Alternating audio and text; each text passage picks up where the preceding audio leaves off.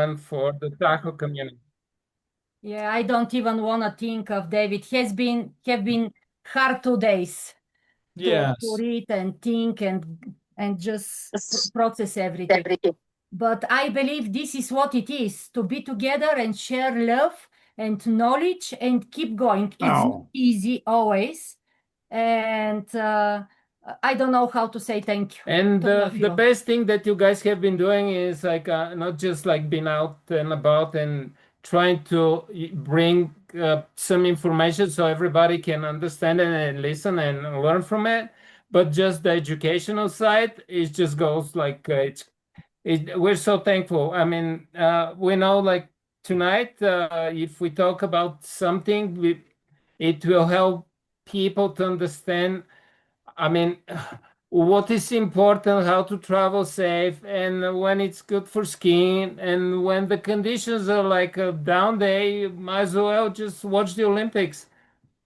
Yeah. Or you can watch surf movies. Yeah, totally. Yeah, surf movie, just a reminder that there'll be a summer someday. Well, I'm gonna leave now, but do know that this entire family, as Natalia said, our familia, know that you are in my hearts and you are in my collective energy. So thank you for all the hard work.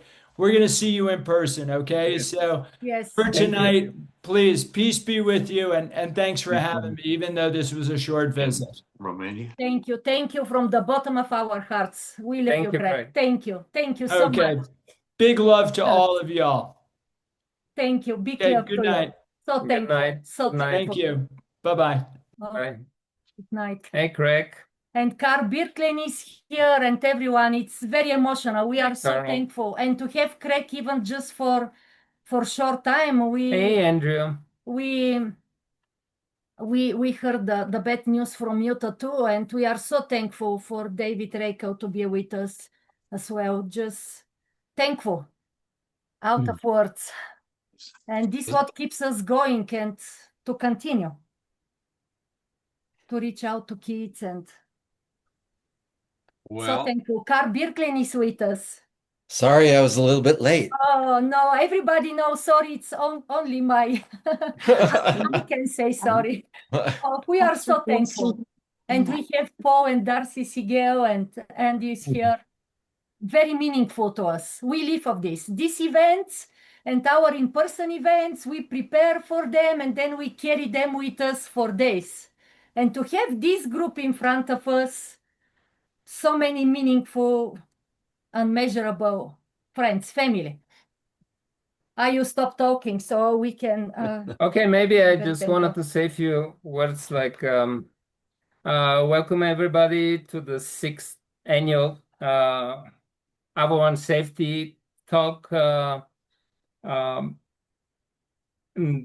Now more than ever, we need to share some safety thoughts, how to travel safe in winter environment. After been hearing so many bad news, not just from the States, from Canada, from across the big pond in Europe. I mean, it has been really devastating. And the more we learn and the more we share information and also use our brains, I mean, just simply said, can make our world to be more excited, lively, and people can live like through heavy winters, not hearing that something bad had happened. Yeah, in our format, we have again like Karl Birkeland, the former director of Gallatin National Avalanche Center. We have Douglas Glass. He is from the Northwest Avalanche Center. We have Nick Meyers. He is from the Shasta Avalanche Center. We have Casey Glaubman, also from Shasta Avalanche Center. We have David Reichel from Sierra Avalanche Center. So we have amongst our visitors, Michael McCartney, one of our Avalanche educators, the founder of a workshop that has been very successful bringing knowledge to ski and snowboard teams. Um, we're gonna start kind of a talk about because we all like to free ride. We like to go to the backcountry. We like to go in high speed. We like to ski in alpine balls with rolling hills. And of course, the steeper the better, the faster the better. And we look cool. But sometimes the conditions are not for that kind of riding. The condition can really surprise us. So we wanted to touch few things like sometimes when you ski, you end up like kind of in a steep terrain, and all of a sudden the terrain just pulls under your skis, and you're like in this convexity sides, and all of a sudden you hear that crack, and you set a small slab, or could be a slab avalanche. So I wanted to ask our educators. Casey will introduce everyone. Okay. So I believe Casey will introduce also everyone, and then we'll start after. Okay, I'm sorry. So no, that's fine. wanna No, say you're good. thank you to all our family. Most of the faces here, including our educators, advisors, really mean the world to us to see you right now through our very, very thankful. So we'll give the word to Casey, who is one of our educators in Shasta. And I just want to say that he recently became the mayor of Shasta. And I believe they are very lucky to have a mayor like him. And now I give to Casey. That's right. We're making avalanche education mandatory for all the residents of Mount Shasta. That's my first order of Starting business. with the young kids. Did you want me to start out with this the tobacco-free video as well still? Yes, Okay, cool. please. Yes. Yeah, so a number of years ago, well, first of all, thank you very much, Natalia and Alex, for that introduction. A number of years ago, the Nickolay Dodov Foundation, the NDF, partnered with Alpine County Tobacco Free, and they had us put together a little video that we like to show at the beginning here. So I'm just going to share my screen in order to do so right now. Thank you. Let's see here.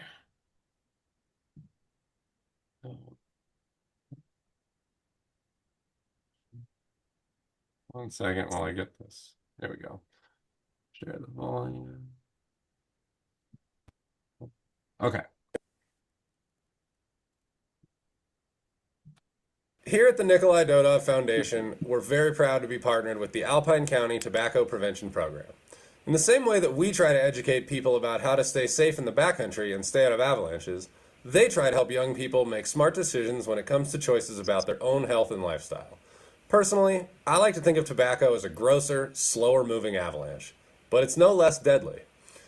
As a mountain guide, ski guide, and lifelong lover of all things in the mountains, I want to be able to do these things for the rest of my life. And as someone who gets paid to hike uphill, very slowly, I know that I couldn't do the things that I do in the mountains if I also chose to smoke cigarettes.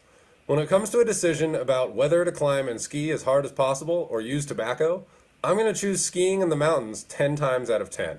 And I hope you will too.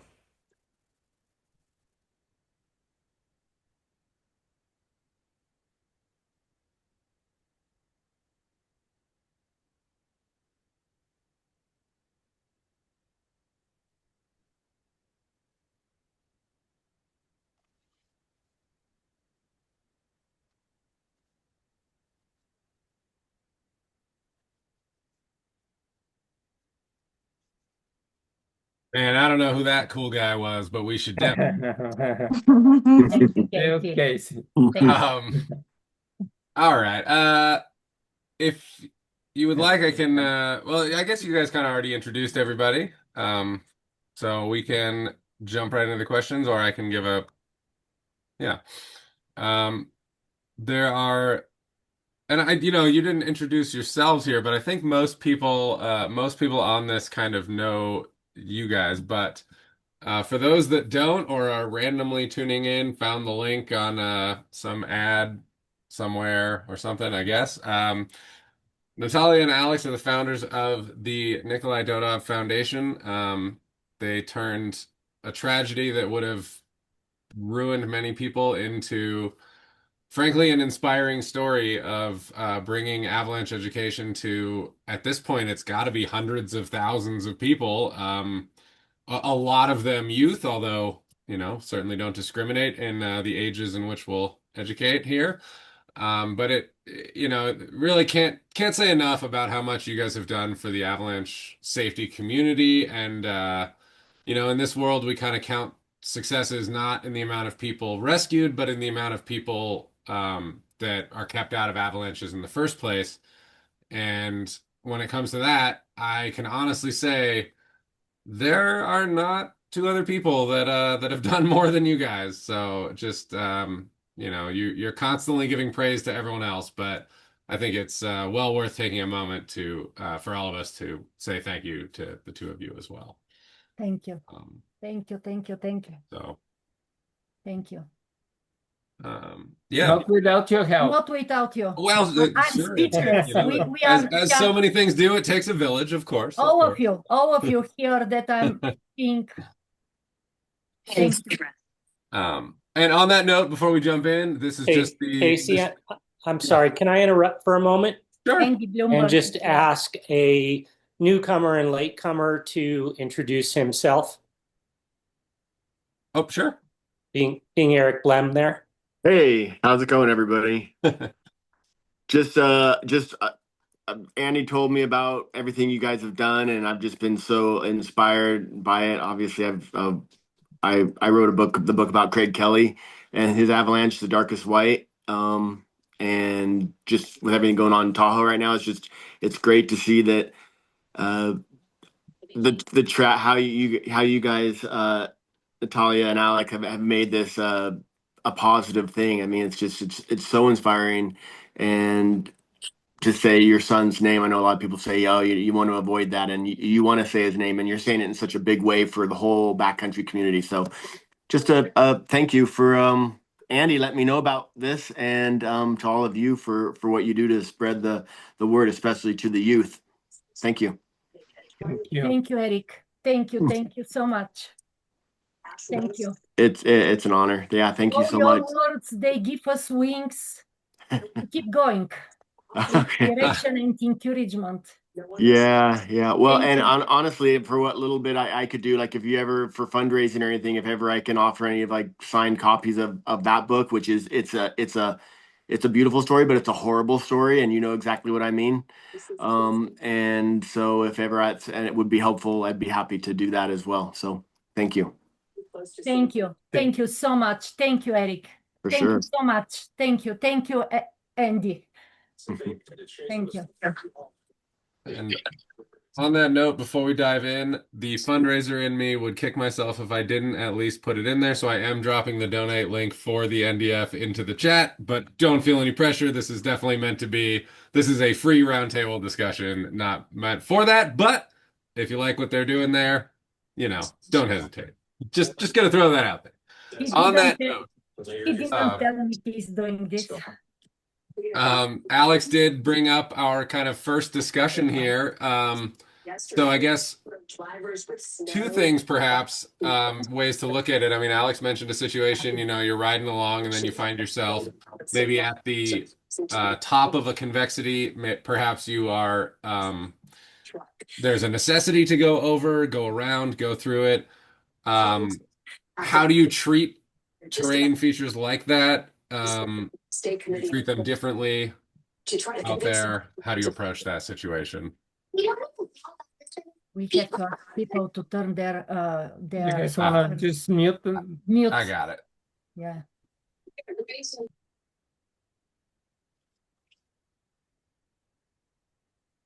Dallas, Nick. Casey, that's a good question. One of our forecasters actually had an involvement last year because that, I think Alex, you mentioned that whole idea of like once gravity takes hold of your skis, it's, like all of us love to go to play in the mountains and oftentimes that means going downhill. And what was really interesting is listening to him be reflective in hindsight. And he did an amazing job of calling and immediately letting us know that it had happened, spending a lot of time thinking through it. And there were several things where he was sort of kicking himself about how he made mistakes, but some things they did really well that I was going to point out was he and his partner had actually taken the time above the rollover, being like that. If there's any spot, that right there, that's it.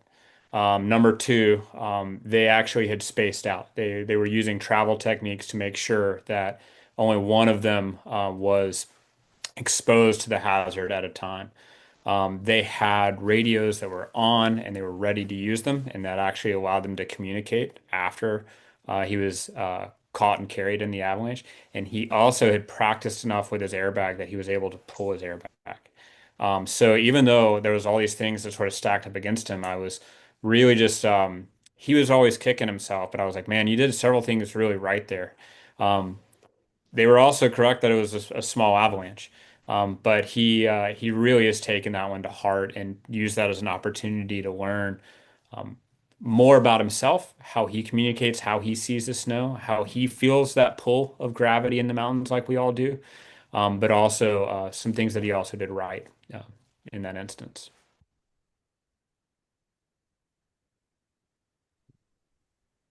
Yeah, convexities for me are an absolute watch out.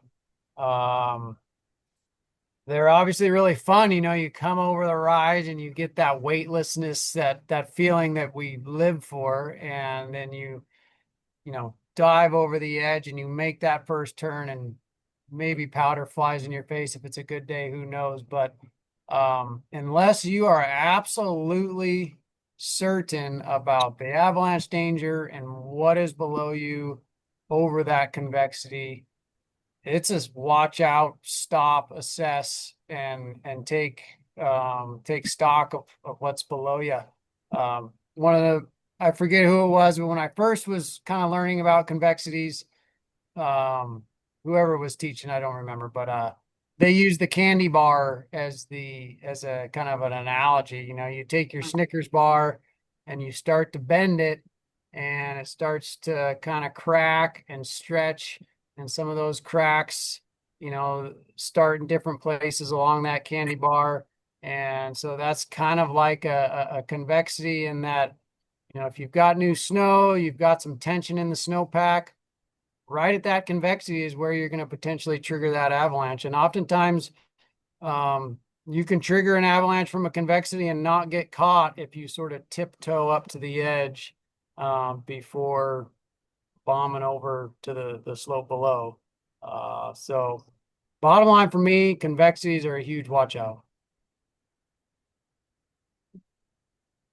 Nick, that brings up an interesting point that I hear some people talking about is using convexities because they do tend to trigger so easily, like using those as a potential ski cut slope, or like the top of them. In what situation, or I guess how do you determine if that is or is not a good idea, when that could be utilized in that way? What are you looking for in that situation? Yeah, we use convexities all the time as forecasters to assess the snowpack and use it sort of as the canary in the coal mine. The absolute bottom line with this, though, is it's got to be a slope of non-consequence. You've got to make sure that if you trigger an avalanche, that you're not going to get caught in that thing. So I think everybody can identify just, anything as you're skinning up into the mountains, a little rollover, a little drift around a tree, any little drift can give you information and tell you what may be larger or what may be possible on larger slopes.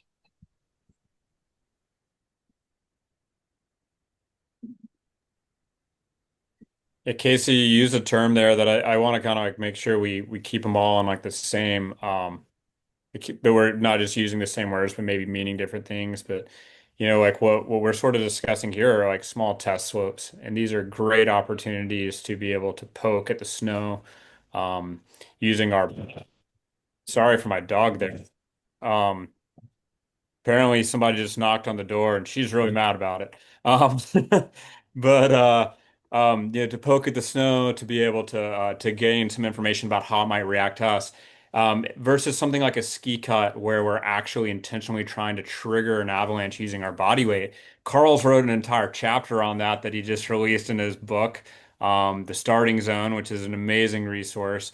But really, like I think that phrase gets thrown around a lot, and as the ski patrollers, like, man, we ski cut so many avalanches.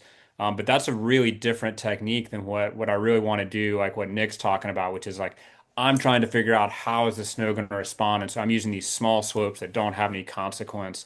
So I can put my body weight on that non-consequential slope, and that will give me the opportunity to see how the snow behaves. And those things are absolutely invaluable when we're out there traveling in the mountains. Yeah, when we're talking about ski cuts, really, you're talking about like Dallas was saying. One reason we do ski cuts, only it's not really ski cuts as much as just we might jump on a test slope. And that test slope is small enough that it won't bury us. It won't push us into trees going really fast. It might just be a little cut. It also is a place where even though we're pretty sure it's not going to bury us, we're only doing it while a partner watches us very carefully.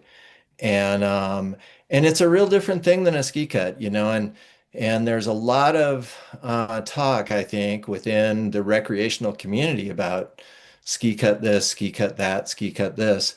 And what you notice is that anyone who supervises a team of professionals is never thinking that a recreational user ought to go out and go ski cutting because they are so worried about all of their team members and making sure that those people are safe. And they've also seen a lot of close calls. And this is close calls with people that have already used explosives on the slope. They know exactly what the snowpack conditions are.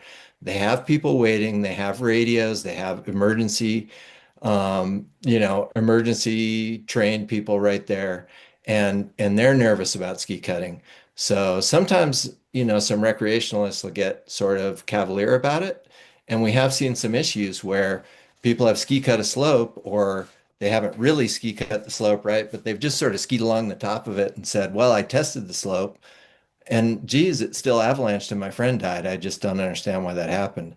And that's because they're misusing ski cutting. Ski cutting really is best done in a controlled environment or in a professional operation, maybe a guiding operation where you're taking people to the same slope several times and people are really well trained and mentored on how to do it. So just a word of caution about ski cutting. But what Dallas and Nick have said is definitely true, and that is on the tops of these breakovers, sometimes we can get the snow to break, and you can get the snow to break, and it'll break below you rather than taking you with it.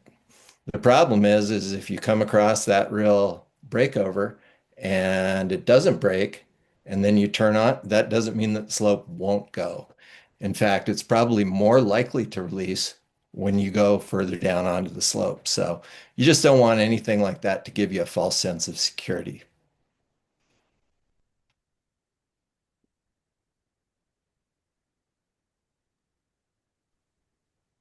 Karl, sometimes I joke about backcountry ski cutting that if you cut the top of the slope and it doesn't go, you probably prove nothing. And if you cut the slope and it goes, you just ruin the skiing. So I'm not really sure what the intent there is versus like when we're in an operation off like a ski area where we're trying to reduce the hazard quite a bit. So Yeah. Yeah. I mean, in a backcountry situation, it's like if you feel the need to ski cut the slope, then really what you should be doing is choosing different terrain because And then if you feel the need to ski cut the slope and you ski cut the slope and nothing happens, what are you going to do then? Well, really, you should back off that slope. So why not just back off it in the first place and pick new terrain? I mean, that's the great thing about the backcountry, right? You have all this terrain to choose from and go to a lower angle, different aspect, someplace that doesn't have those same snow conditions. And so if you're feeling that way, hedge your bets, go to the safer terrain, and if you really want to ski cut, you know, either work to become a guide or work on a ski patrol or something like that, and then you'll end up working real hard at making sure that you do it as safely as possible.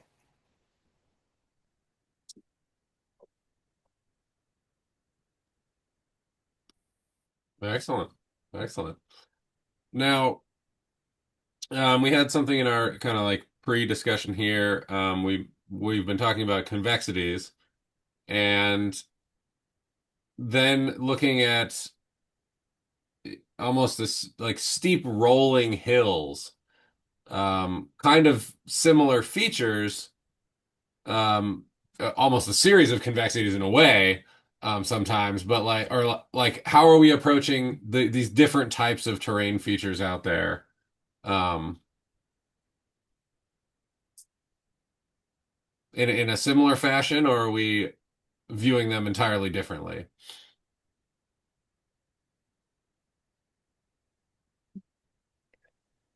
I guess since no one else is jumping in, You're up there, Karl. I'll just say that like the key terrain feature is slope angle, slope angle, slope angle, slope angle. And it's key not only if you're on a slope that's steep enough to slide, which is somewhere in the neighborhood of maybe the high 20s or around 30 degrees, or steeper, but also if you're connected to that terrain, okay? And especially with conditions that we have now across much of the West, there in California, you had some early snow, then you had a very long period of very dry weather, which weakened that surface snow. Now you've had a big storm on top of that. These are the sorts of conditions where you can be standing on a flat meadow at the bottom of an avalanche slope, and you can get that slope to collapse and it'll propagate above you. So, really the key thing is, do you have a rollover? Do you have many rollovers? Really, the question is, you got to match your terrain to the snowpack conditions. And so right now, I'm not really familiar with the conditions in California, other than, just out of curiosity, I've read the advisories from the Sierra Avalanche Center the last few days. And, they're the kinds of conditions that you just sort of back all the way off and avoid all the avalanche terrain, which is exactly what, that Zach was saying. And I don't know if you have the similar conditions up in Mount Shasta or how you guys are doing in Washington, but, yeah, in big parts of the country now, with this most recent loading, we've loaded up a really bad layer of facets, and you can pretty much trigger slopes from just about anywhere that's connected to that slope. Yeah, right now in Mount Shasta, we have not received as much snow as Tahoe has. We've had a couple natural slides over the past week, and a handful of unstable pit test results, but no kind of in your face large avalanches. But it's certainly felt, the snowpack has felt perky, and it just feels like the kind of recipe is there. It's been cold. Typically in Shasta, the avalanche danger can feel, or avalanche safety can feel a bit casual sometimes. We don't have a lot of steep terrain. The avalanche hazards, the snowpack stabilizes pretty quickly. We've got a lot of south-facing terrain, so it gets a lot of sun, and it settles fast and stabilizes fast. But when it's cold out, we just had a bunch of fresh snow that's really light, and it's been staying cold, single digits tonight, little bit of wind. The recipe is kind of there, and we're just hoping that People stay safe out there. But overall, not as much snow as Tahoe has been getting. Another storm coming in this weekend, though. See what it brings. I'm a little curious here, just for some context, while we're talking about backcountry and ski cutting and such. The last 2 years there have been inbound avalanches that have taken out patrollers at Mammoth, and curious if those with the expertise and acumen here, what they know that seems to be potentially problematic to inbounds there, and maybe what was done in review or what wasn't being done.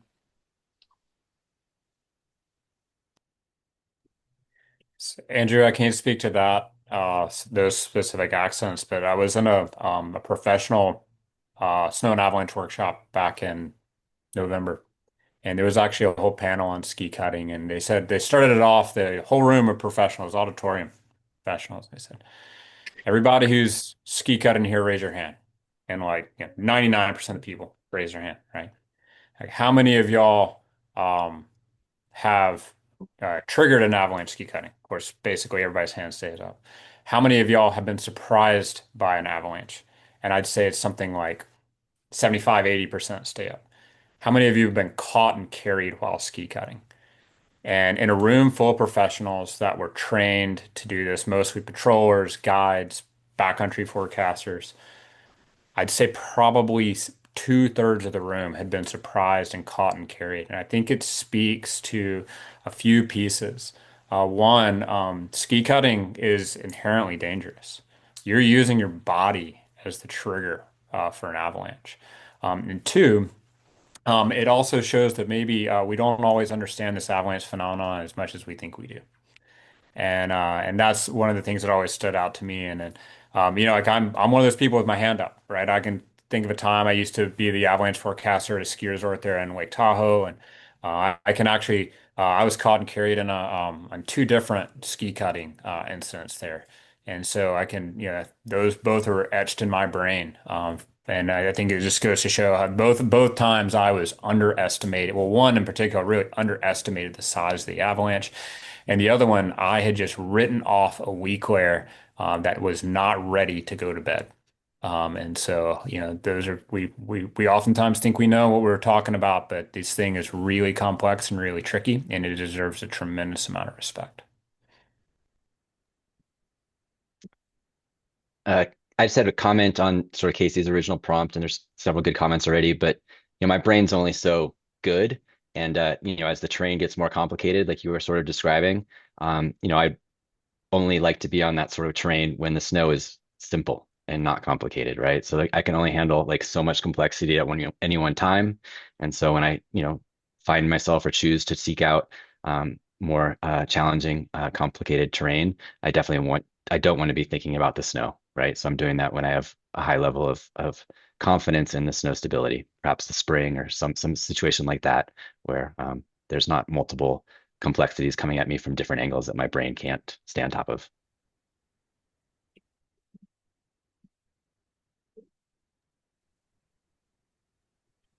I think one thing I think this is from Scott Savage from the Sawtooth. He said, "You're standing at the top of a slope. You're trying to decide if you should ski it or not. If it's not a hell yes, it's either got to be a hell yes or a no, not a in between. Maybe if you're hemming and hawing, then maybe there's your decision right there. That go find a different slope."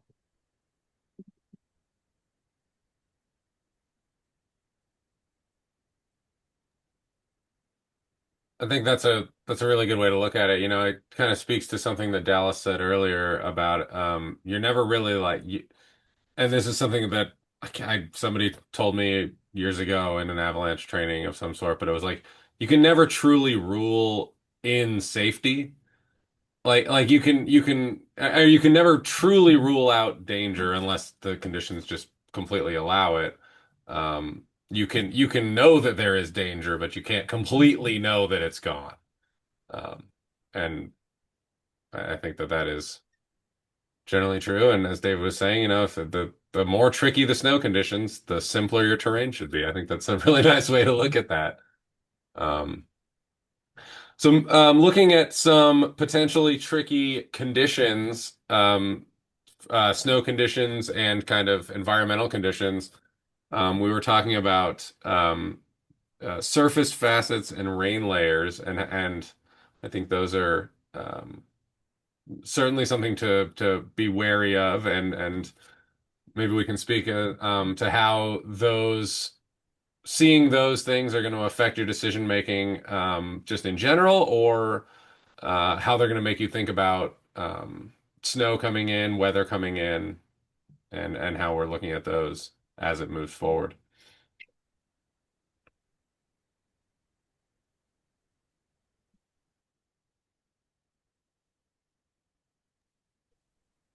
Well, it's like every other avalanche problem, it always depends. And it depends on what comes in at what time and what layers and things like that. But I think anytime you see something unusual in your snowpack, it's time to put your thinking cap on because we are living in a time when we very well might experience conditions that we've never seen before. Okay, and those conditions could be anything like maybe we have a couple of big storms, and then maybe, this is the first winter in 40 years that I've lived in Montana where we don't have any snow in town.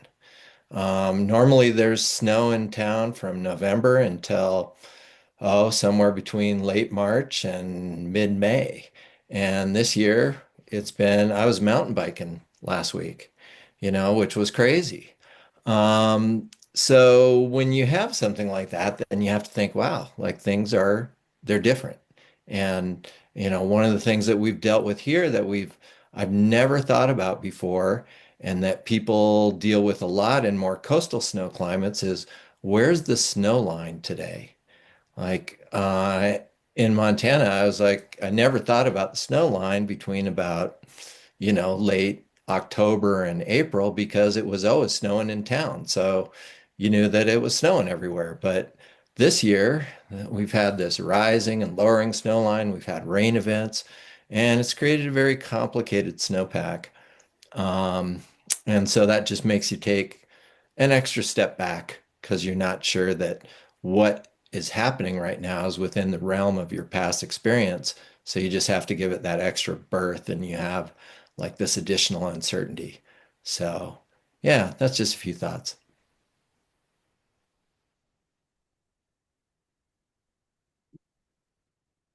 Carl, I had almost that exact same conversation with one of my forecasters today. He called me up. First he texted me. He said, are you fishing or are you available for a talk?" And I said, "Yes." And so there I am standing in the river having a conversation about how this current snowpack doesn't really fit with something we see. And it's sort of the reverse. Ours is we're actually really cold, and we're sort of incrementally loading it. And incremental loading, like where we just add a couple inches here and an inch there, and another couple inches. That's a very familiar term for a lot of people who are in the more like center of the country. But for us, we don't do that. We just load it up with something big and have a bunch of avalanches. And we talk about it a lot here, but I've never actually seen it happen in 2 decades in these coastal climates. I've never truly seen an incremental loading to an avalanche, and we're sort of inching up on that right now. But it basically the conversation went, um, we don't really have a reference point in our collective experience for what we're dealing with right now. That's also when I actually call up one of your old friends, Karl. I'll call up Mark Moore, and Mark was the person who founded NWAC 50 years ago, and he was a forecaster for 40 years. And I'll call up Mark and be like, "Hey, I don't have a reference for this," and he'll rattle off some winter in like '83 that it was exactly like this, and tell me what's going to happen. Um, and he's generally right. So that's also one of those great times to remember that there are those people who've been around for a little longer who maybe have some of these moments that I don't.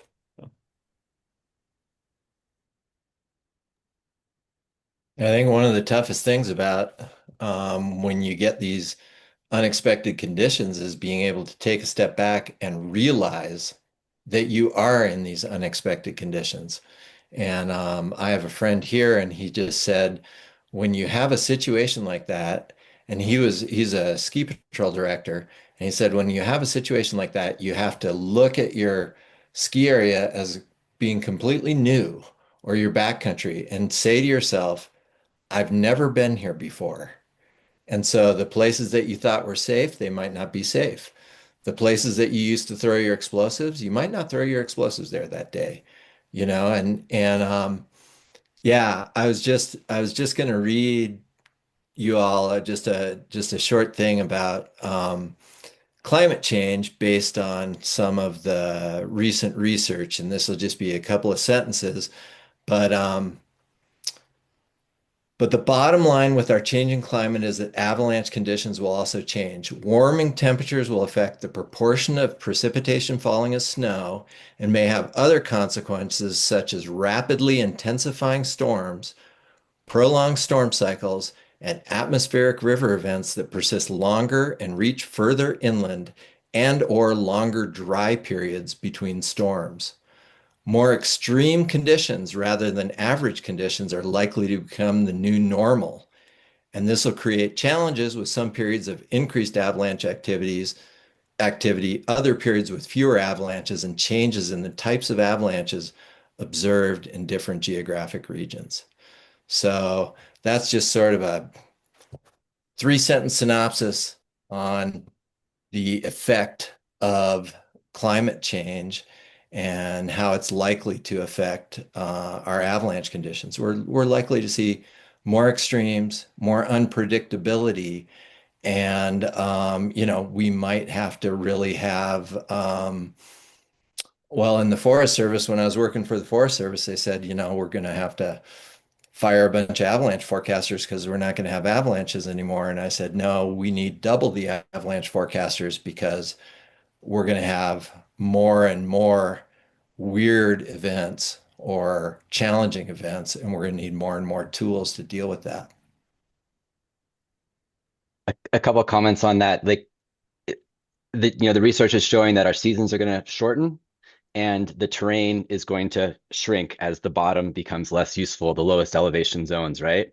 And that's pretty clear looking at the scholarly research. And something I'm very curious and concerned about is how do all of our users and backcountry enthusiasts handle that, right? Like as snow becomes more scarce, and I'm really concerned that human beings are gonna, behave like we often do when something we love is harder to enjoy in the way that we once did. And I can imagine sort of the competition and some of the kind of frenzy behavior that we see maybe at a crowded resort on a powder day, moving more and more into backcountry zones where the consequences are so much more. So there's some really good scholarship on the science of changing climate and snow and avalanche, and I'm certainly curious to see people, smarter than I with like psychology degrees or whatever, sort of consider how human beings are going to react to this. Because I agree that the challenges, aren't going to end just because maybe our seasons shrink a little bit and our lowest trailheads aren't quite as useful as they once were.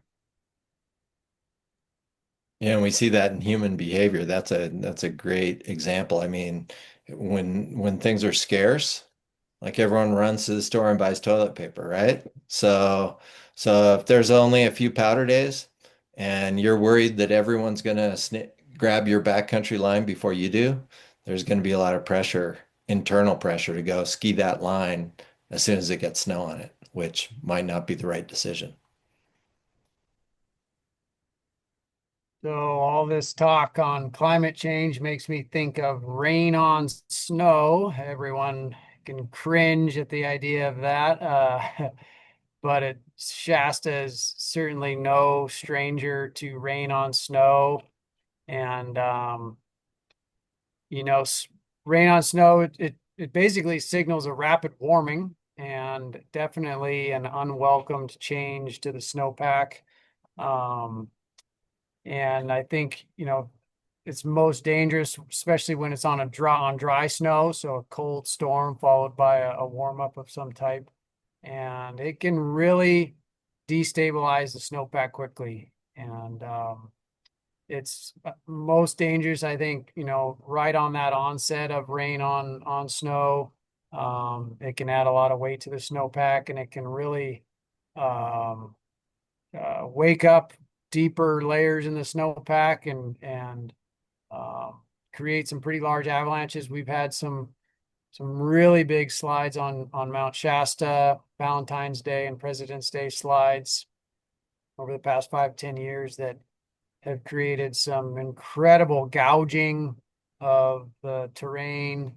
And I'll try to throw up a few links if anybody hasn't seen some of the photos from that. But some impressive slides when you get all that weight and just slushy snow mushing its way down the hillside. But once the rain on snow event happens, then usually the next day, or if you get more rain on snow after that, oftentimes you may not see as much action, but it's that onset that I think is the real watch out situation.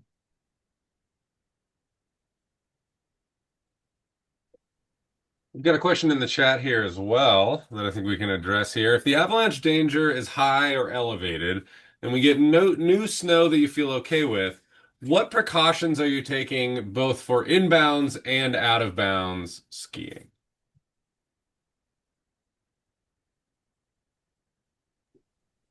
Hazel, that's a really good question. I think I like to lean on one of my favorite sayings, which is always friends on a powder day.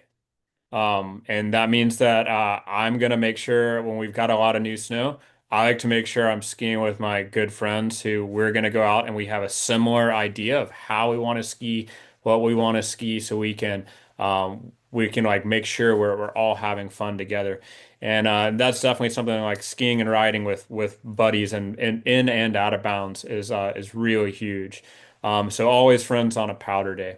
We're talking about the backcountry. I think David did a great job earlier of talking about how when things are more complex, we turn to things that are more simple. And this is, again, one of those moments that if I'm going to go out when the avalanche danger is more elevated and we've got a lot of fresh snow, I want other things to be really simple. I want partners that I know and trust. I want to be able to be a simple thing. People I've already gone out with. I don't bring on new ski partners on backcountry touring days when the avalanche danger is tricky. And I choose terrain that is really simple and that I know really well. And so I'm looking to reduce all of those unknowns. And that way, the unknown at that point is the snowpack instead of the unknown being new terrain or new partners or something like that. So, but if we're going inbounds, that's a great time to go inbounds when there's a bunch of fresh new snow and the avalanche danger is high. And that's a great time to grab your best skiing and riding buddies and go have fun inbounds. Watch out for those tree wells.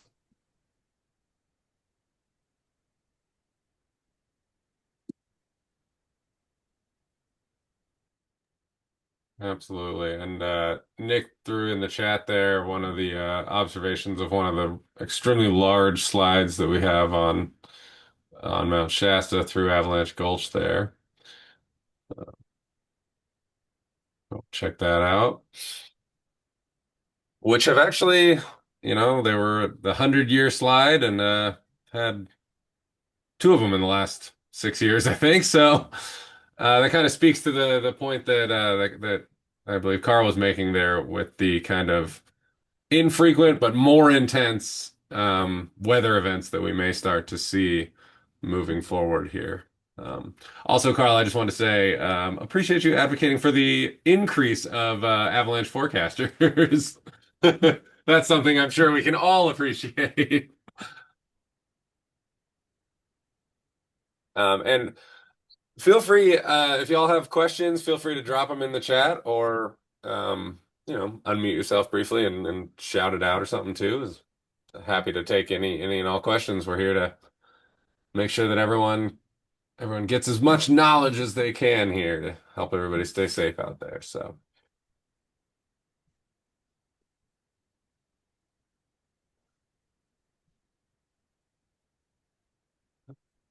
Going on in the chat there in particular. All right.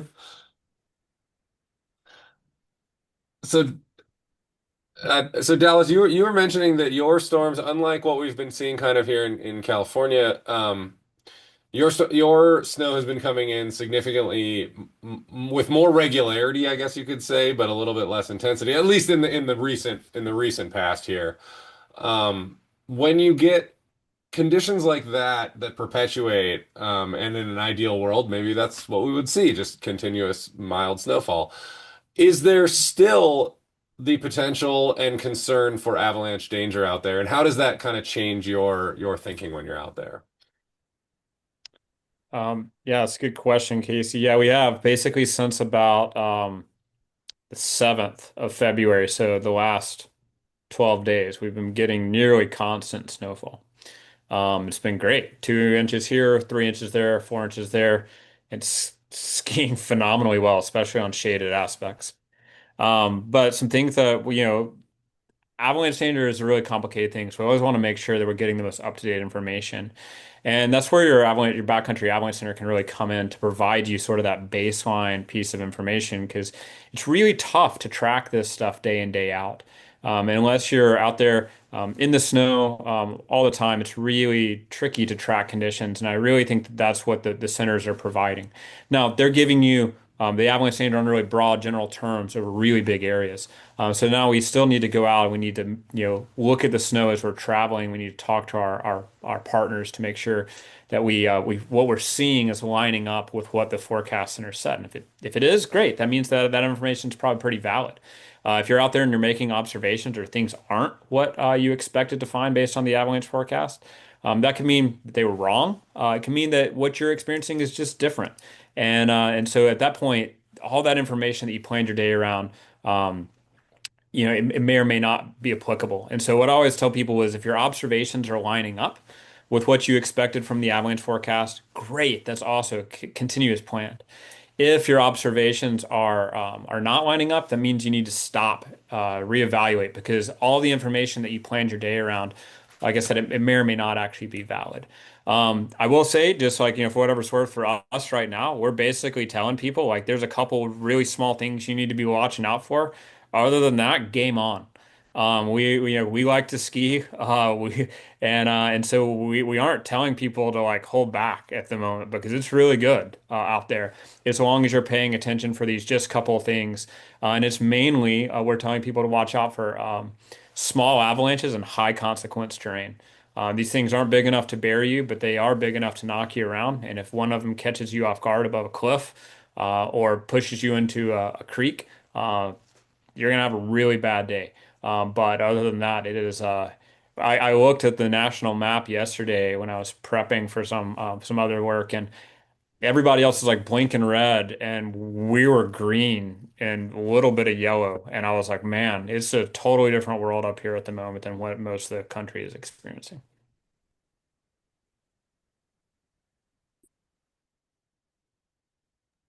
Sounds like a good time to buy a Sprinter van and just start chasing the green on the map. There is what I'm hearing here, Dallas. But I don't know if green always goes with good skiing, but it does right now here. fair enough, fair enough. Um, got a couple other great questions here in the chat that I think we can address as well. Somebody brought up, avoiding risky conditions, obviously the goal when you're out there and the ideal situation. However, should you be out there and the worst happens, you hear an avalanche starting above you, if you hear an avalanche starting above you, you see one go starting, what's your first move? What are you doing here?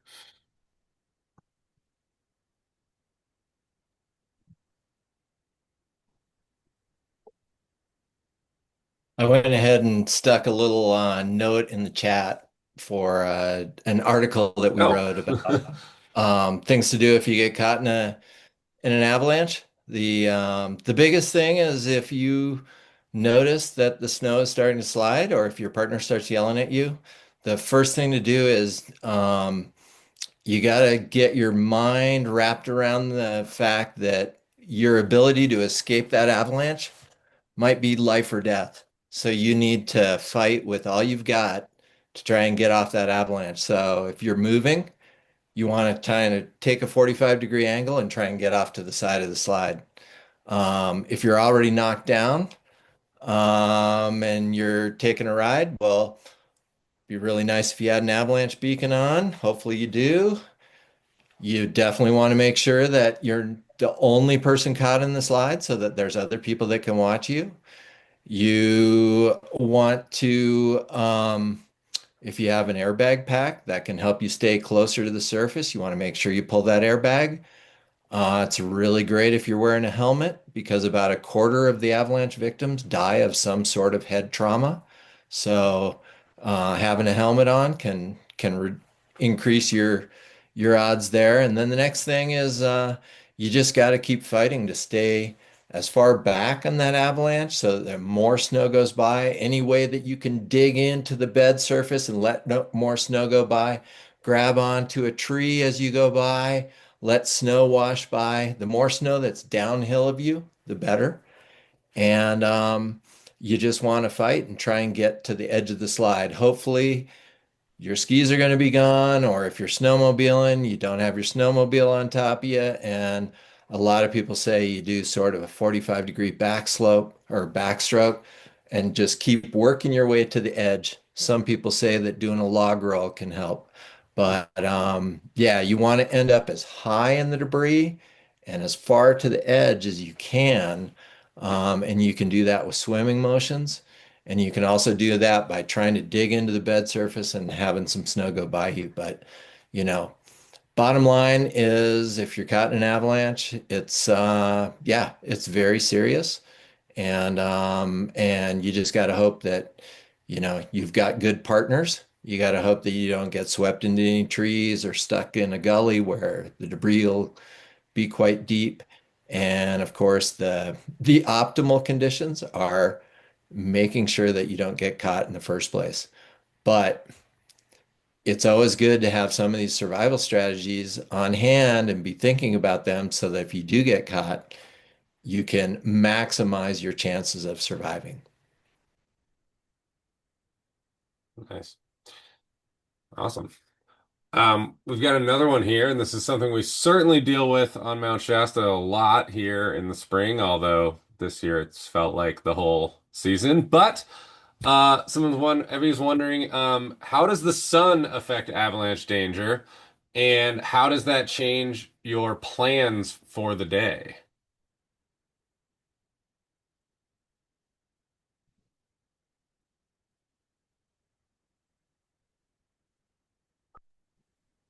I can take this one if nobody else Yeah, wants. go ahead, Casey. Yeah. Or go ahead, Nick, if you want to. Yeah, feel free.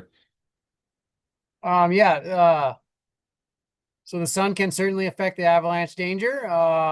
You know, especially on Shasta, we have a lot of south-facing terrain. Pretty much everything you see behind me there, my background is all skiable slopes, southerly facing access via the Everett Memorial Highway.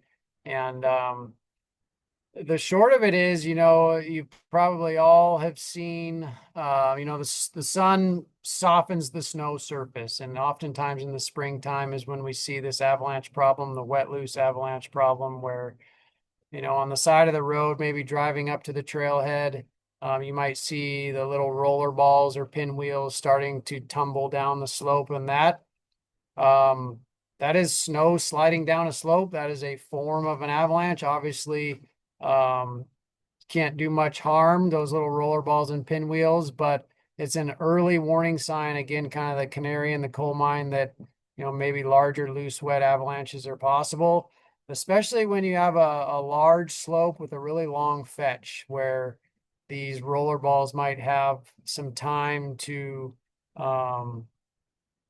get some friends and you know, really form together and amass into a big wet, loose avalanche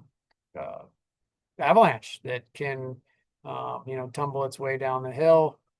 Oftentimes they can be slow moving, but if it's a really steep slope, they can move quite fast.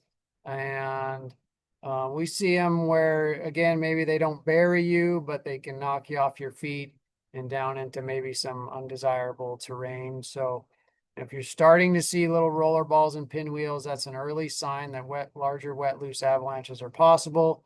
And a real easy thing to do is just to move on to a different aspect. If something that's a little bit shadier or hasn't seen the sun as much. And then also timing during the day. If you're at a backcountry area and you're doing a couple days of skiing and, maybe just one day you timed it a little bit late. So the next day you decide to leave a little earlier and ski that slope when it's not quite as soft.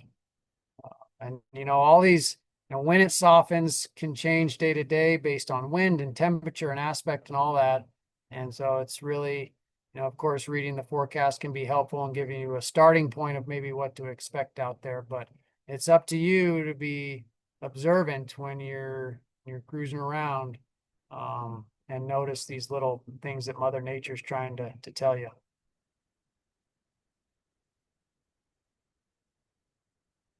Anything to add? I think you got it there. I think you got it. Another question here.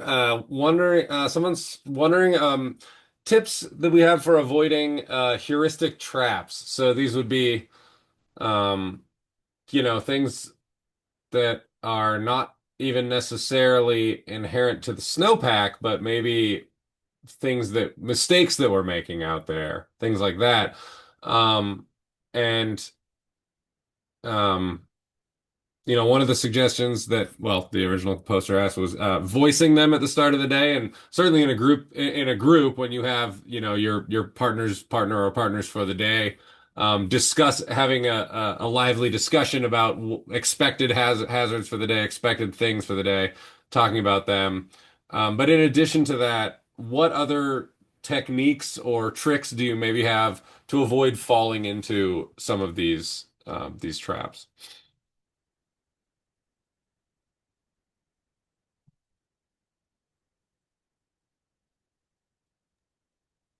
There are a ton of these. I have a friend who was involved in a fatal avalanche accident, and afterwards he was a big fan of designating a devil's advocate amongst the group. So it's sort of everyone sort of gives permission and encourages to ask the uncomfortable questions and keep the group from falling into sort of groupthink and some of the behavioral traps that, three friends who like to do the same thing on a beautiful day might fall into. And that one has always stuck with me. I thought that Dallas talked about some good things when he was talking about not sort of trying out new friends on a complicated backcountry day. I put a ton of value in sort of cultivating a good backcountry team.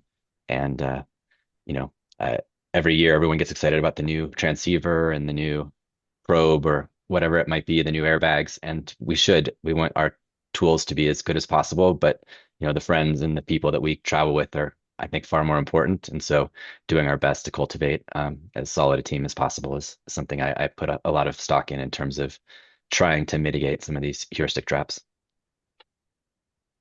I think that's great. I think in teaching these know before you goes, I often start out telling a story when I was just getting started in backcountry skiing. I was out living out in Utah in Little Cottonwood Canyon, which is notorious for avalanche terrain. It's mostly avalanche terrain. And I met a guy at the place that I was working who sold himself as a backcountry expert. I didn't know any better. I thought, sure, of course I'd love to go out with this guy. So I kind of gave him that expert halo. We made a plan, both slept through our alarm clocks, went out anyway. So classic. And then had a turnaround time that we had set. Turnaround time came. We were only about half an hour from the top. So of course we pushed on. He was nice enough to let me drop in first. But triggered an avalanche, got bounced back and forth down a chute, broke a little chunk off my hip, was buried up to mid face or so, facing downhill. Didn't know when he was going to, had to wait about 10, 15 minutes or so for him to get down there. But the point was I was very new to it. And so I didn't pay attention to the warning signs that I saw because I was letting this other person who I assumed had way more knowledge and experience kind of take the reins. And I think don't be afraid to speak up in your group, even if the other person has more experience than you. Something doesn't feel right, and don't blow past your turnaround times, particularly out somewhere like Utah, that kind of thing. But Yeah.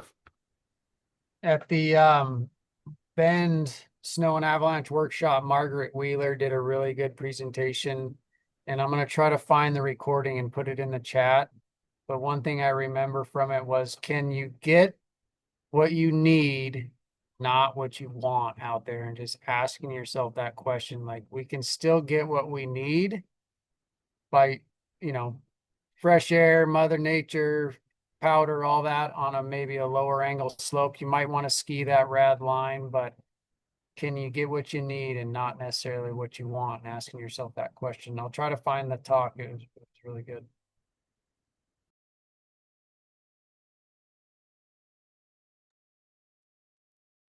While he's looking for that, Karl, I would actually, if it's I'm at a dance and competition. When in doubt, chicken out. Love it. That's a good one.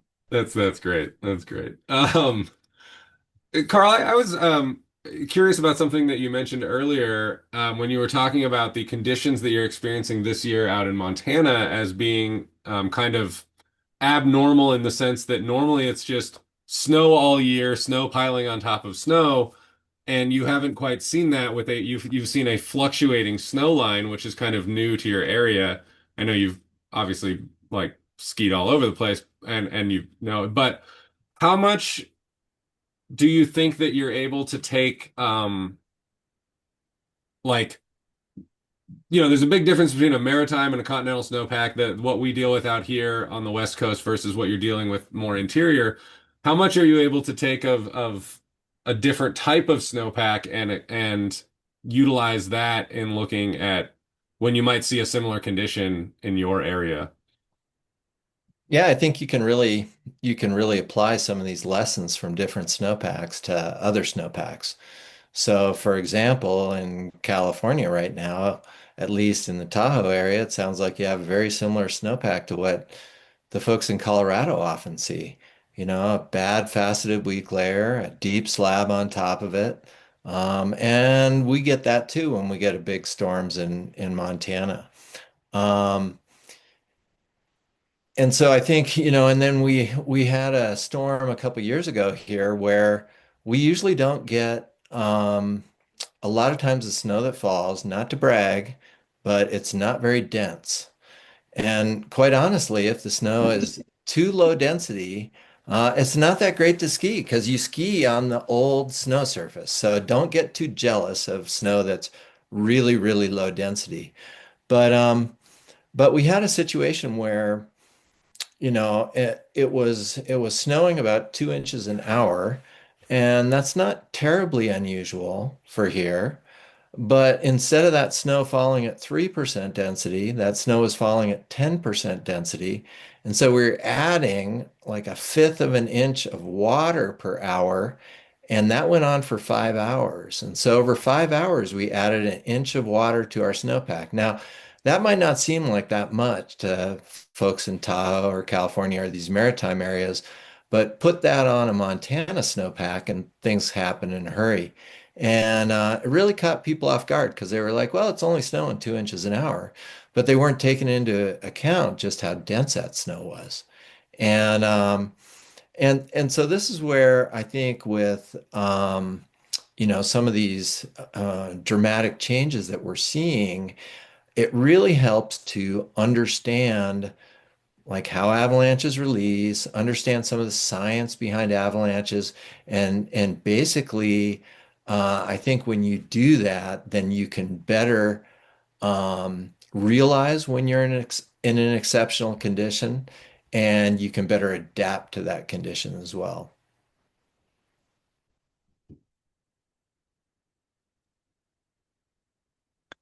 Just to add, speaking about the Tahoe area, we have high avalanche danger today and have for the last 3 days, and our avalanche problem for the last 3 days has been storm slab.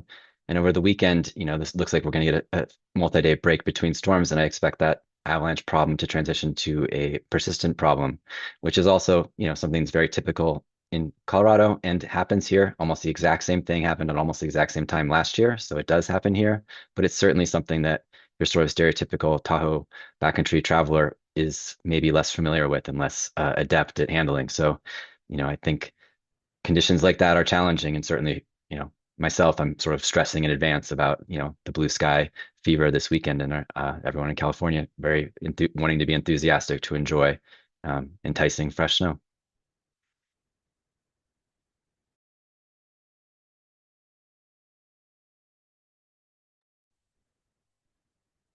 Yeah, that's really good. I think it feels like one of the themes that we're hearing a lot of too is just avoiding that complacency, just not becoming overly used to your snowpack. Um, climate change is certainly affecting things as well, but even within a short amount of time, even within an individual season or a couple seasons or something too, we've definitely seen big differences, and just really behooves us all to pay attention to all of that. Well, more questions here from the chat. We got anything here? Let's see.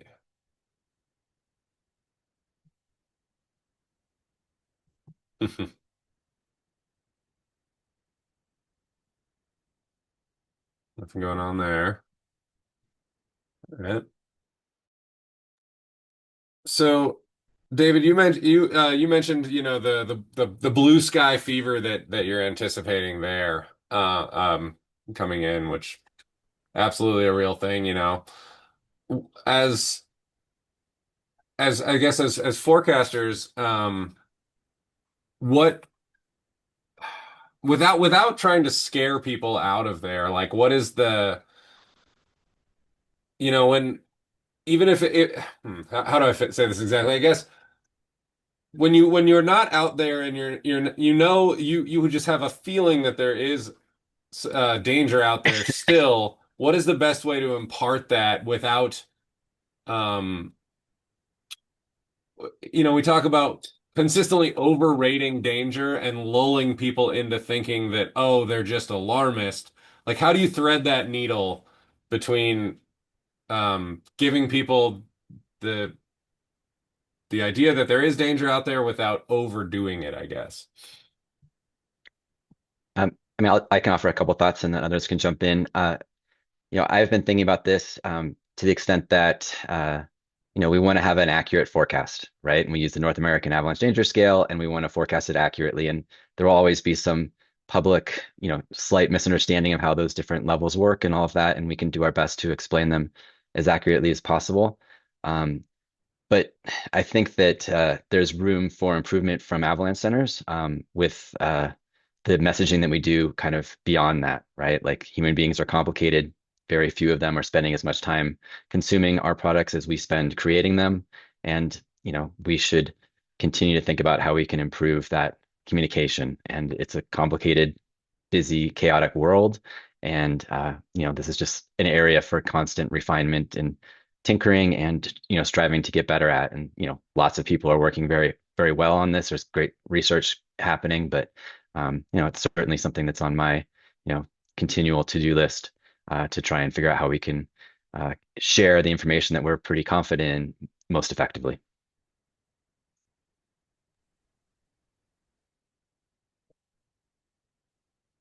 And I'll just say one thing that I think people really need to think about too with these products is that when you get a product from an avalanche center, there's sort of a scale disconnect. Like, people want to know what to do on a specific slope. Those forecasts cannot tell you what to do on a specific slope because they don't utilize slope specific data.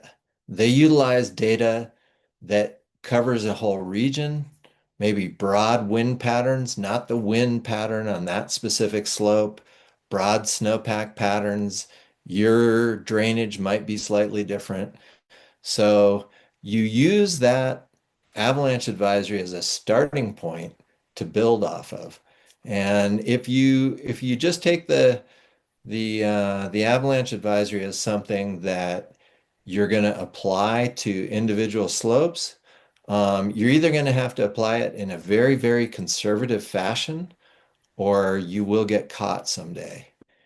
So the way to thread that needle then is to get educated take some avalanche courses, and then collect objective data along your day so that when you come to an individual slope, you can start with that overall pattern, but then drill down to what specifically is happening on that slope and make a better decision about whether or not you want to be on it.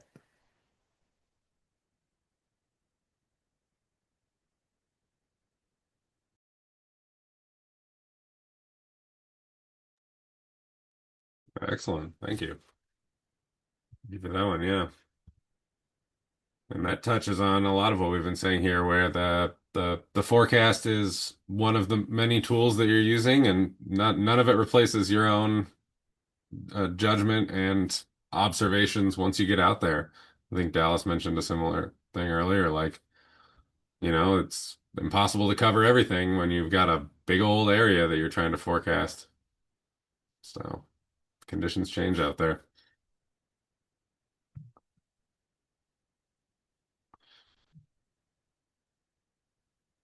Any other Yes. things that folks would like to touch on here? Hey, Casey, I wanted to say something about the current conditions in Bear Valley. It's been snowing for 4 days. I measured the snow. We received between 6 and 7 feet of snow. It has been blizzardy, and the wind probably deposit more snow on the top of it. So certain areas we have like near 10 feet deep snowpack. As David was explaining how they're gonna handle and kind of warning people what they should be doing when the blue sky comes out, and we all gonna go like wild coyotes on the kill. The truth is, just been breaking trails will be a challenging problem. And then definitely you won't be able to scan in low angle terrain in this such a deep conditions because you have shoulder dip. I mean, just stepping in such a deep snow, you're gonna be sinking deep. So I don't know how big your boards are. Like you might get a chance skiing such a conditions in terrain like over 40 degrees, and that probably could be a problem. And you might have to consider going to the ski resort instead. The backcountry to me around Bear Valley, it's a no-go. But if people think they can manage it, I They have hope to choose they know what they're careful. doing. choose Snowmobiling also will be challenging. We have our deputy living in our neighborhood, and then Matley, who used to be the ski patrol director in our ski resort, and he got stuck with his snowmobile. The deputy didn't want to even use the snowmobile, so I have been breaking trails so he can go in and out just in case of emergency. It's a challenging kind of a situation. We all like the snow, but we got a lot of snow at once, and it is ridiculous. So just So my people message is like, even going to the resort, get gear with the big and prop and shovel. It's deep. If somebody gets stuck, you gotta help them. It's ridiculous. So I know you all have high hopes. They're gonna open the lower mountains so everybody can ski something more dramatic. But to be honest, don't have the high hopes they're gonna open the lower mountain. It doesn't look friendly. So just that said, maybe people should consider like even like, I don't know, just trying to break trail to begin with. everything what Alex is saying, because we live in the wilderness. So to get out from our door, we have to use the backcountry gear, and we have to break trail. Otherwise, you're gonna sink. You cannot make to the road. So we really experience the snowfall from first hand, even if we wanna go out to walk the dog. So in the So he last 4 knows. days, I have been spending like 5 hours, like in periods of half an hour, just going and breaking the trail back and forth, just to make sure that it doesn't deposit enough snow. So because some people are coming for the weekend, some people already came. So just it's interesting. I mean, we have seen even bigger storms, but this storm is kind of on the snow density is probably, I would just guess 35 to 40%. But it came like during the day warmer, so it layered up. So along with the storm swab, you have like a touchy snowpack.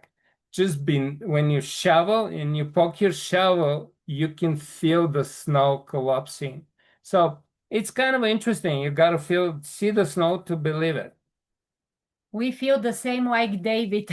Everybody is going to be beautiful, blue sky. People are coming, but we hope and believe for very safe. Powder skin paradise. But prepare to be on the safe side. Yeah, I think that's excellent advice. I mean, just the best skis are the ones that you come back from, right?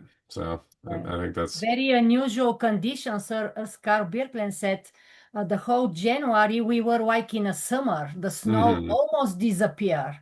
We had big areas of just ground. Everything melted. It was so warm. We had sunny days maybe for 3 weeks in a row, and then all this comes at once. Yeah, from zero to hero. Yeah. You mentioned something, Alex, that I think maybe doesn't get talked enough or really much about at all, but like on these days like this, if they do happen to open the ski resort and that's where you end up going or whatever, no shame in bringing your beacon shovel probe to the resort if there's a lot of snow. I think that's kind of an underutilized thing sometimes. It doesn't happen often, but as we mentioned, even the people doing avalanche control in the resorts are human. Like, mistakes can be made, things can be missed, and better to be prepared than not, certainly. In my textbook, this is a must, and it will help because I haven't seen it. Going back in 2011 was kind of a above average to a big winter, and some of you have been in Bear Valley, so the lower mountain is where the good skiing is, and I had 65 powder days in the lower mountain. So I have seen people being buried, and back then carrying a beacon prop and shovel, it wasn't something cool, so nobody had it. So there were very close calls. Maybe some of our educators are here, Paul and Michael. They are Bear Valley locals, and they are they can share some of their experience. Educators. We are very thankful to have them here and introduce them. Paul Henriksen and Michael McCarthy, and they can say something for our area as they know very well. So we are thankful to have them here. Hello, I'm Paul. Yeah, I think on a big powder day, inbounds as well as out of bounds, you should have your kit. It's just common sense. Yes. Maybe Michael wants to say something too. I would reiterate what you both said about the lower mountain. There's always expectation to go down there, but there's no way they're going to open the lower mountain tomorrow. Maybe even the next day. They don't have the manpower, and it's too much. The terrain down there just funnels kind of into one area from like 5, 6 different main starting zones. It's just insane. So just go enjoy the upper mountain and the backside. It'll be great. Yeah, as a Bear Valley skier, there's no way they're going to get the lower mountain open with a lot of mitigation until mitigation takes place. But I was happy to see last weekend when we got a break, they were down there. They knew that before February 12th layer was there. They were down there trying to mitigate it with just 10 to 12 inches of snow because they knew that 4 or 5 feet of snow was coming. Mm-hmm. And they wanted to break it, with a somewhat controlled 10 to 12 inches rather than 48 to 50 to 60 inches.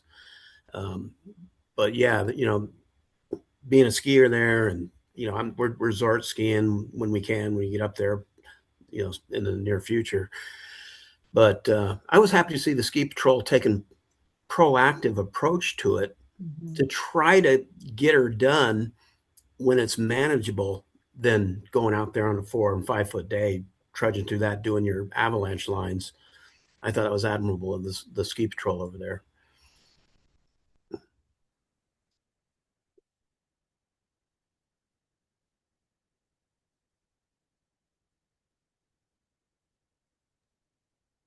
On that note, when you see him, give him buy him a cookie, buy your ski patrol, or get him a beer. We know what they really like, but It's a bottle of tequila.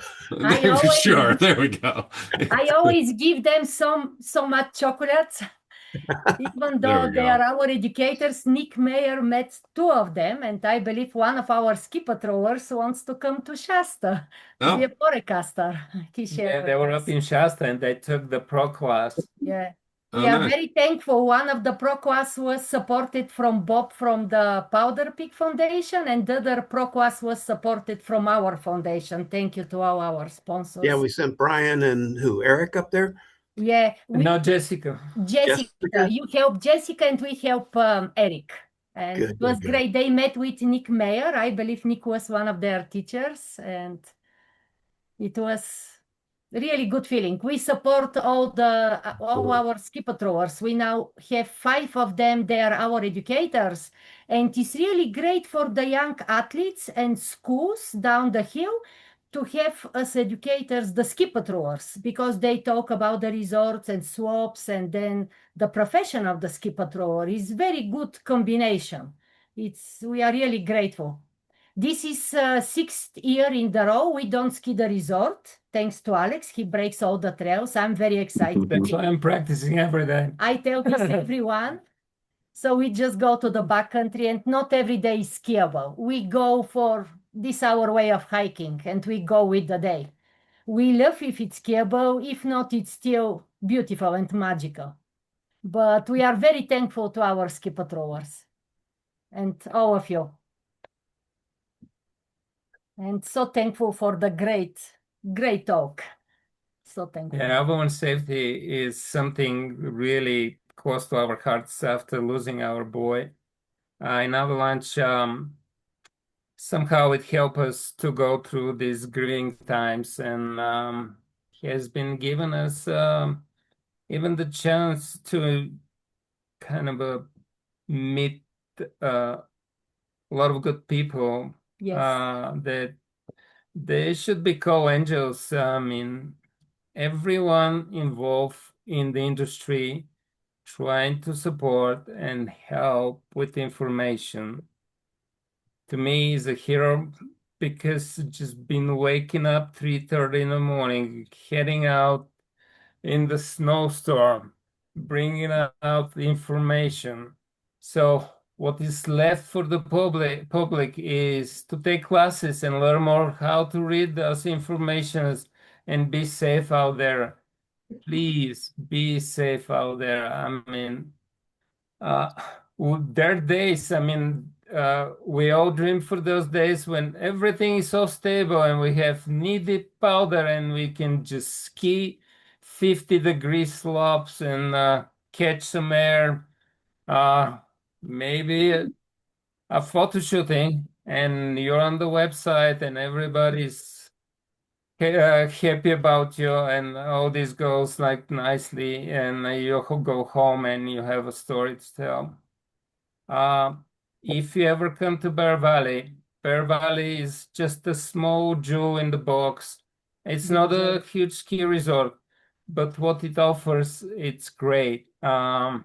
Sometimes people don't understand that we're on the edge of the 2nd largest canyon by volume in the United States, McComb Canyon.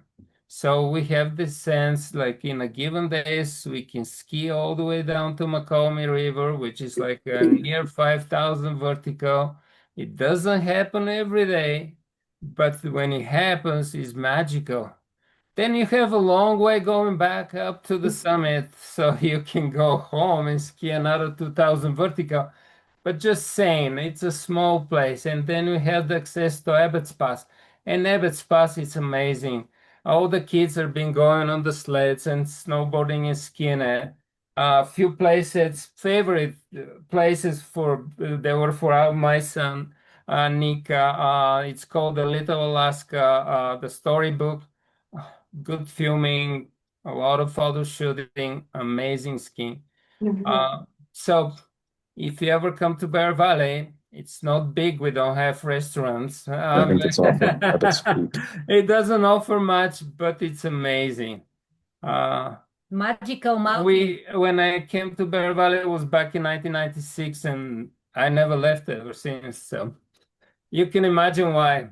Because I've been dreaming for these beautiful deep days, and once the snow settles, oh, the rides are amazing. This why it's the mountain is that's really gives us something very magical. It's indescribable what we found there, and I believe our son it's guiding us through the mountains, and to have the program Know Before You Go, and to start with Karl Birkeland, who connected us with Craig Gordon, the founder of Know Before You Go, and all of you. We are so thankful. I don't even know how we start the foundation. We are so thankful to Karl Birkeland and Craig Gordon, and to go to all these kids. We see so many kids. It's very emotional, but they are very excited. And I call to bribe them for good cause. We always bring chocolates and awards. And actually, I sent something to Casey. You should receive tomorrow for the Saturday youth event in Shasta. But the kids, they live with big smiles on their face. And we want kids to go to play in the mountain. We want to encourage them, but to be safe. And it's very important when we present very important information, not to be dry to the kids. And we are very thankful to Michael McCarthy, our magical educator with the workshop. So we had 3 of our ski patrollers, and Bob was there the beginning of the winter when Michael was presenting in Bear Valley. And our educators and ski patrollers, they were so encouraged and inspired by Michael. So now when we went to Avery school, to Paul's wife school, 250 students in one place. And Rick and Sarah, instead of teaching every slide, they were asking questions. They were very bringing the kids. And they said, please. Conversation. And the program. So it's like Big Cert is something really good. It's spreading around, and they were inspired by Michael's teaching. And it is good feeling to see how a little kid left the Avalanche with big smile and said, oh, I thought Avalanche education is going to be so boring, but it was so much fun. Then this kid will grow and be teenager and still continue studying and love the mountain. So we are very thankful, very thankful. Oh, yeah, we had a presentation in Kirkwood, and then one of the kids, we didn't make it, but he went to the. We had 2 members and educators. To the group that was supporting the presentation, and he told them like, oh, this is going to be my 3rd educational program with the Nickolay Foundation, and I'm going to pick another nice picture of Nick that Nick painted, and this has been amazing. And actually, I had been encouraged, so I took level 1, and then was another thing that we find out like after we started with the presentation in Kirkwood, that their avalanche courses triple after our first presentation. So it's interesting how the one thing opens the door to the next, and everybody gets interested to learn more, and it's getting better with the day, with every day. It's very good feeling in the end, very meaningful, rewarding. We are very thankful to you, very thankful. We are dreaming all of you to have you here in Bear Valley one of the days. Maybe we should organize a business trip so you can make it. Yeah, Karl. Mm. We are very thankful, Karl. We cannot say. And I have to tell you, Michael McCarthy started his workshop with the first slide was your book. And I didn't even talk to him. He just did. It was amazing feeling. Oh, that's Yeah, awesome. right, Michael? Yes. Yes, we are very thankful. Well, we're very thankful for all the work that you have both done and pouring pretty much your hearts and souls into Nick's foundation and just the amazing work that you've done.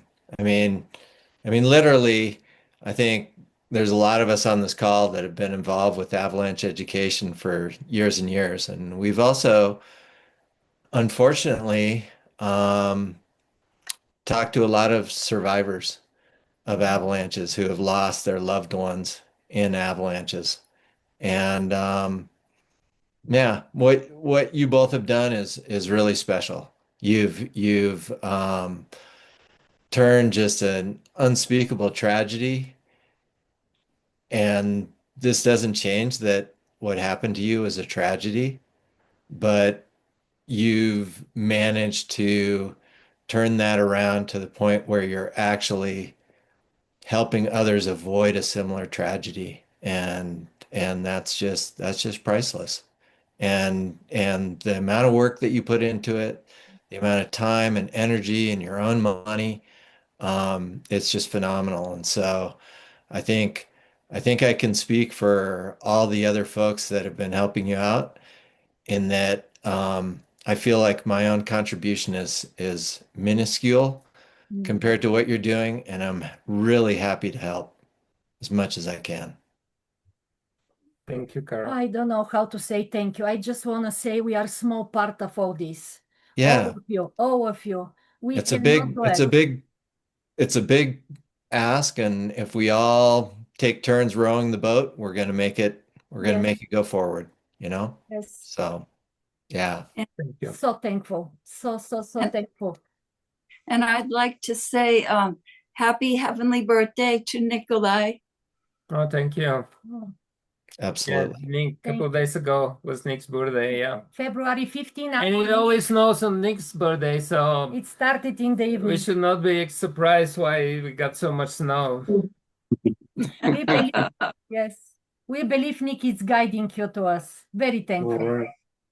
Aw. Very thankful. Thank you for another Outstanding outstanding presentation. Thank you, guys. Thank you. It's very important. I mean, for us, it's like we're out and about every day, and just being in online with you guys. We know you guys are too far away, and we wanted to come and visit, but we get busy in Bear Valley, so maybe someday. We are all together all the time. We are here. Our life is simple but beautiful. We work every day in the summer, but we finish every day with hike. We come home, Alex cooks, I help. And then winter comes and we skin up the mountain and we organize events. This is our 11th event for this year, and we have maybe around 10 more coming in the next month. Trying to help the community by breaking trails, so when they come for the weekend, they can find some skiing. Big. I know. Yes.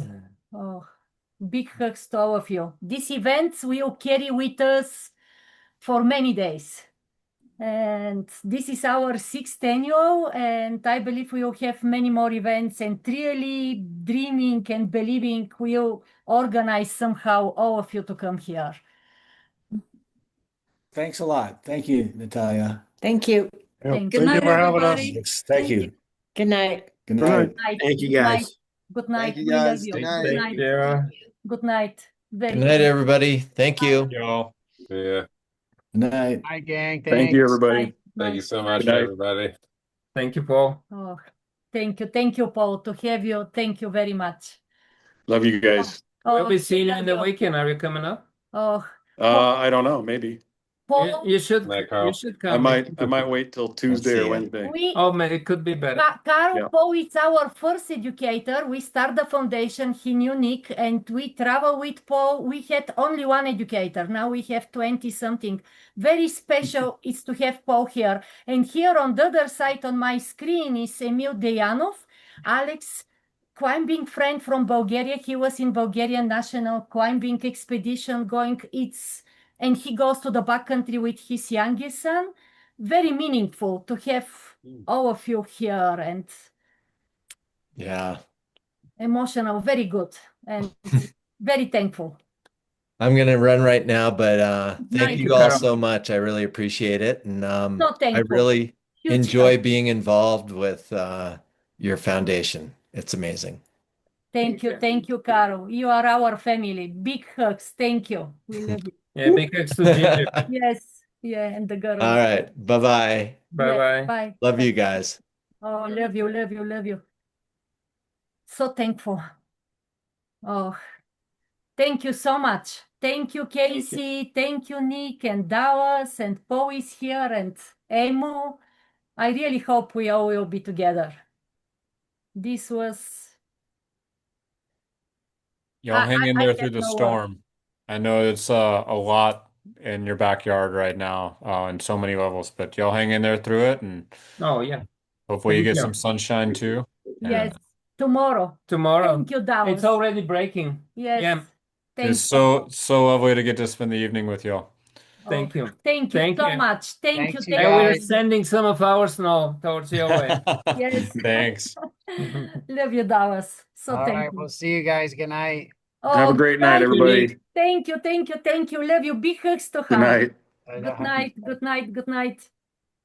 Thank you, Casey. Good night, Oh, Emo. my pleasure. Yeah, yeah. An honor to be a part of this, guys. Oh. Every year, every time. It really, really is. Do you know, Casey, with the Casey, first presentation in Shasta? How we met you, remember? The next day with Paul, we got to ski. This was the previous year when we went with Paul, before we met Casey. No. Yeah, with the first Yeah, presentation. First presentation. So we got to ski from above Helen Lake, knee-deep powder. So it was amazing. Yeah. And then our second presentation, a friend of This Paul. is when we met. That's when we met you, Paul and Michael McCarthy. They used to be Mountain Adventure Seminar here in Bear Valley. Okay. That's how we know them. And there was, Avalanche educators as well as mountain guides. yeah, and Yeah. mountain guides. And then there was another guy, really, really nice, Charlie, who was our educator. And we were coming to Shasta, but his son changed the wedding day. So we didn't have. And then I wrote to Chris Carr asking, and that's how we met you. Well, it's so funny because I was thinking about that just the other day. How we met you. Because you were our we do our educator. board meetings there at that same facility, like where I did that. So when I did that first one, I was kind of thinking about it.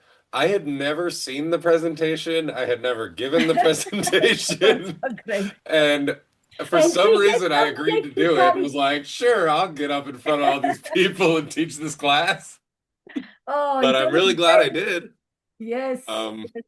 Yeah, it's Yes. Oh, so obviously thankful. it's just been a wonderful road from there to here. So Our Nick guided you to us. Actually, that Shasta event was the last of many because we did a kind of a whole tour. We went through Tahoe and we went to the For 2 days. through the Indian Valley and Indian Quincy. we went to Quincy and Was it the Oh, yeah. Indian Creek. Mhm. And so we had two presentations with Richard Bothwell, and then we drove came to Shasta. to Shasta. Oh, cool. So Right on. we probably for the whole trip we were able to educate more than 1,500 kids. Yes. Whoa, just on that one trip. Yeah, just how it That's was like awesome. it was almost He's here. yeah for the whole week. Borna is here. Casey, one of these days you have to meet Emu Dejanov, Alex's friend from very long time. We are so thankful to have Yeah. him here Absolutely. to meet you and Right. hope How is Laurie doing? He's good. He's sleeping on the couch. He towed me around on skis today, so he's tired. Yeah. Emu went on a backcountry with his youngest son, was like there in Denver, like last week. For the Nice. first time, yes. First time? You're muted there. Oh, you are mute. You have to. I You got are you. mute. Emma, you have to unmute. You have to unmute I got you. somewhere. There you go. Yes. Yeah, it was first time for my youngest son, Victor. You guys keep talking. For me, it's not the first time I have Yeah, been. I figured that. For many years here in Colorado, I was teaching my kids how to skiing, and we were on the ski runs, but now they know how to ski, and I got tired of skiing on ski runs for 20 years. Yep. And I decided to come back to ski mountaineering and ski touring. And I started to teach my son Victor how to do it. Because he's 20 years old, he's a good skier, but he needs to learn about how to go in the backcountry. Absolutely. How did he do? It's a different world. He did well. He did Nice. well. On the first tour, I was teaching him about how to work with the skis, how to slide, how to turn on, to change directions, these kind of things. But also because I started to tell him about the avalanches, about the problems, and I started with something very simple. I was asking him, when you see the slope in front of us on the other side, where do you think is the most likely to have avalanche there? Trying to to teach him how to recognize the terrain, how to make the right choice of the line that is safe, these kind of things. Sure. And I'm planning, because in Rocky Mountain National Park, they have these avalanche courses, to go on march there with him, and he will take this course. Oh, awesome. I think it is important for any young fellow who wants to do these kind of things to start to educate himself. Yeah. Of course, this training course, it will be basic, but this is the point to start to learn. Got to start somewhere. Yes. I mean, that's great. In my years, I used to study a lot about the avalanches. I'm always have been very interested. Because first I used to be a mountain climber, and for 7 years I used to work for Bulgarian Mountaineering Federation as a trainer. And I was responsible for the training of and improvement of the climbing instructors in Bulgaria, and also for the best climbers in the country.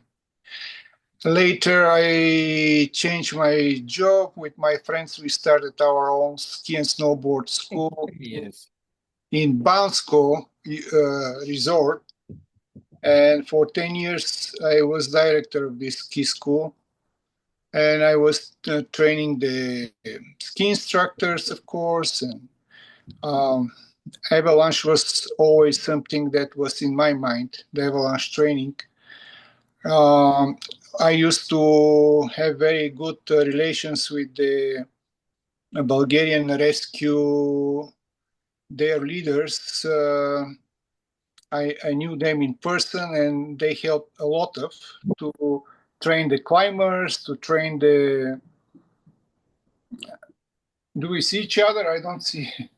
Yeah. Hi, I see you, yeah. Yeah, I'm still there. But with the time, there is a lot of avalanche science. It improves. Yeah. There are a lot of new things, but the basics are always important. What you guys were talking about tonight was very important basic things. Apparently, in a number of cases, people just ignore them or forget about them, and that's why many times even experienced people, they get trapped in this.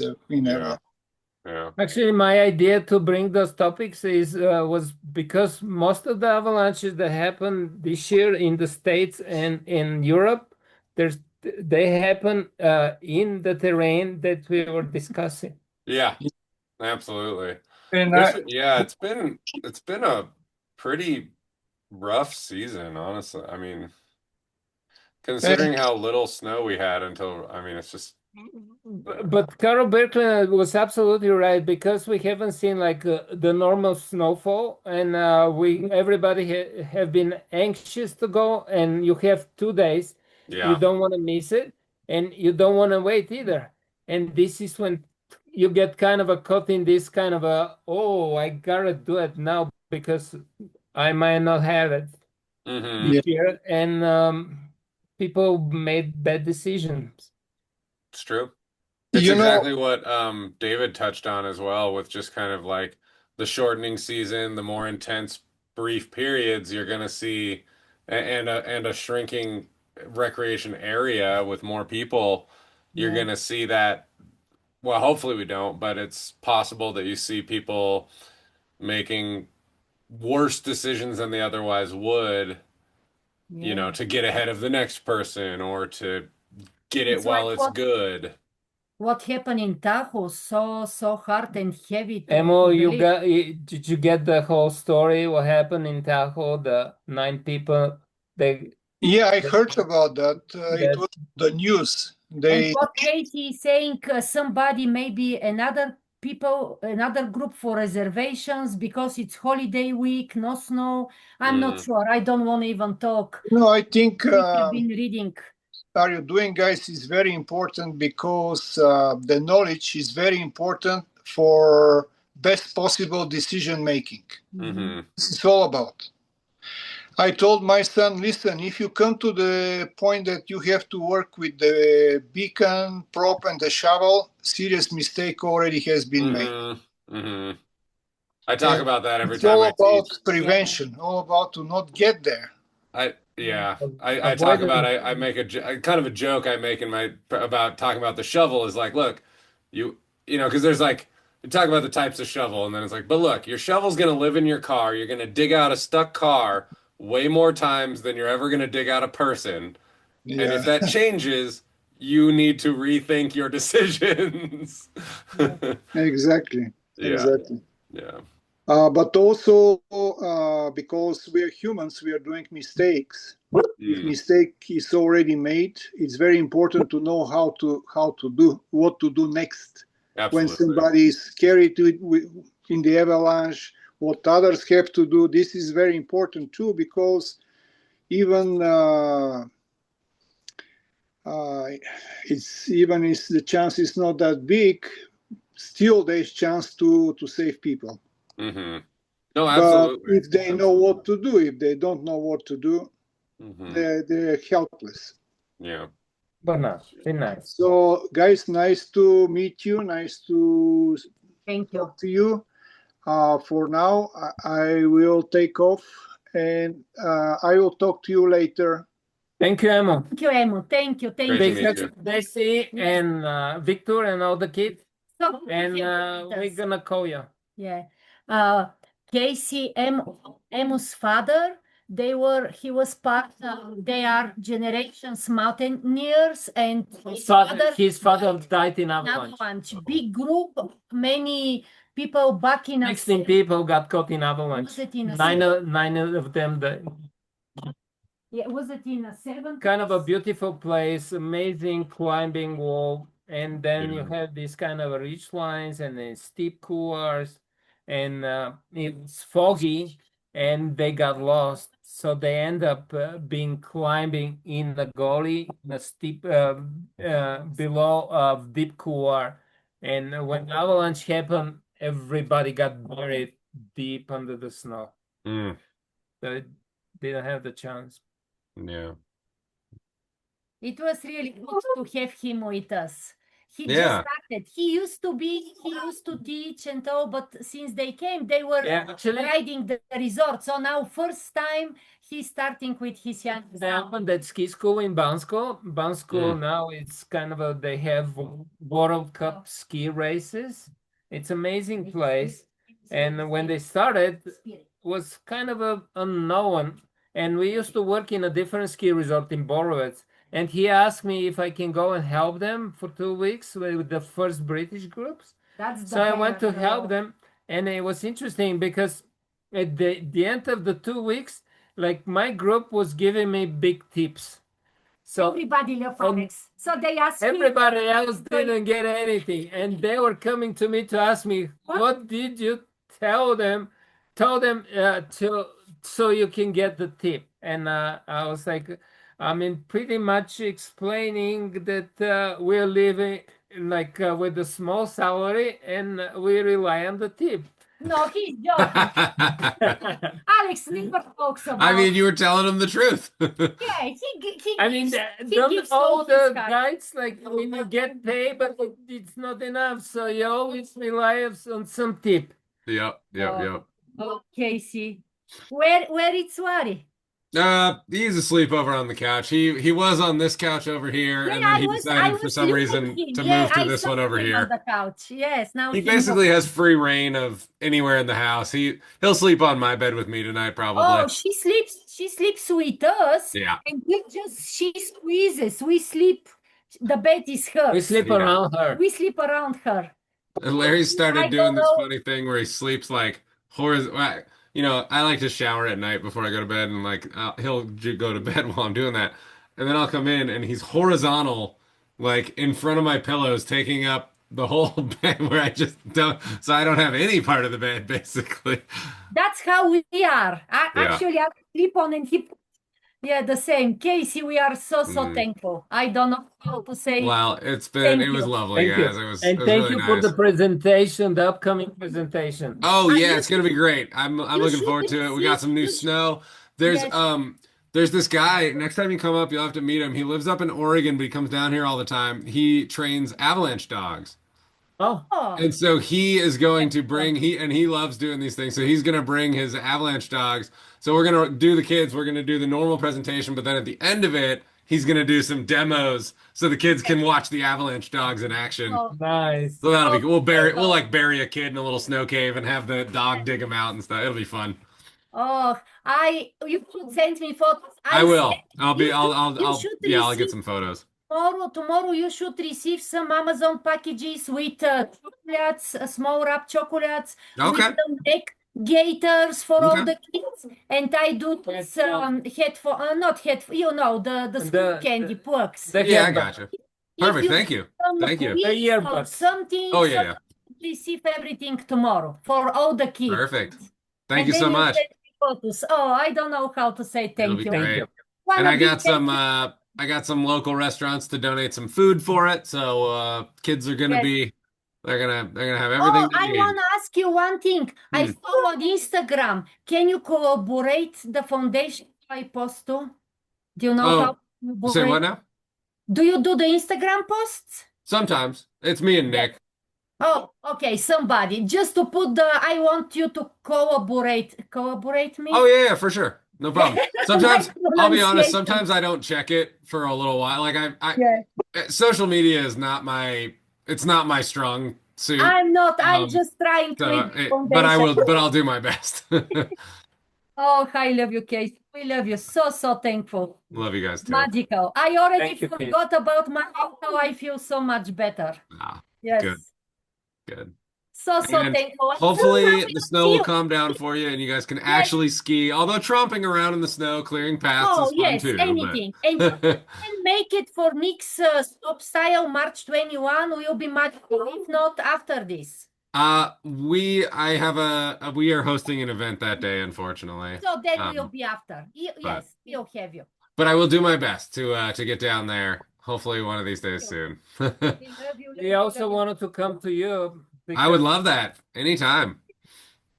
Will be nice to have the dogs to play, and we can play ping pong, and also we can skin up some hills. Sounds good to me. Oh, here Sounds good. Yes, we have to go. All right. Did you like your new skis? Yeah. So I was waiting because it's been such a dry season. Oh, Like I didn't want to destroy them. So they're mounted, but I I know the skis because they're my favorite Right. skis. So I haven't even skied them yet because I took my old ones out and just thrashed them the last couple days. Even with the new snow, I was still hitting some rocks in the places I went. It was interesting. Like I was watching, there was a movie about this professional skier, French professional skier, and another French professional skier, and they were comparing their equipment. So one guy used to be sponsored by the Salmon, and now is sponsored by the Avalanche. Yeah. So it was interesting to see the Avalanche in action by a pro. I think there's some of the. I mean, I don't ski all the skis, but I really enjoy them. Did you know how the Elon ski started? They were from former Yugoslavia and now is Serbia. Oh, really? This is where the first factory was built, and then after the famous ski racer Ingemar Stenmark from Sweden, he started winning the World Cups. They moved the factory to Sweden. Huh.